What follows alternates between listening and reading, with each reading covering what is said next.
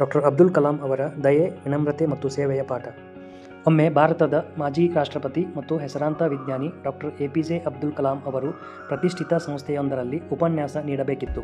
ಅವರು ಅತಿಥಿ ಗೃಹದಲ್ಲಿ ತಂಗಿದ್ದರು ಮತ್ತು ಅವರು ಬಂದಾಗ ಚಾಲಕ ಇನ್ನೂ ಬಂದಿಲ್ಲ ಎಂದು ಅವರು ಗಮನಿಸಿದರು.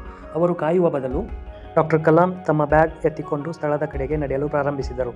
ಕೆಲವು ನಿಮಿಷಗಳ ನಂತರ ಚಾಲಕ ದಿಗ್ಭ್ರಮೆಗೊಂಡು ಕ್ಷಮೆಯಾಚಿಸಲು ಬಂದನು. ಡಾಕ್ಟರ್ ಕಲಾಂ ಸುಮ್ಮನೆ ಮುಗುಳ್ನಕ್ಕು ಹೇಳಿದರು, ಯಾವುದೇ ಸಮಸ್ಯೆ ಇಲ್ಲ, ತೊಂದರೆ ಇಲ್ಲ, ನನಗೆ ಅರ್ಥವಾಯಿತು, ಈಗ ಹೋಗೋಣ. ಎಲ್ಲರಿಗೂ ಆಘಾತಕಾರಿ ಸಂಗತಿಯೆಂದರೆ ಅವರಂತಹ ಉನ್ನತ ದರ್ಜೆಯ ವ್ಯಕ್ತಿ ಯಾವುದೇ ಅಹಂಕಾರ ಅಥವಾ ಕೋಪವನ್ನು ತೋರಿಸಲಿಲ್ಲ.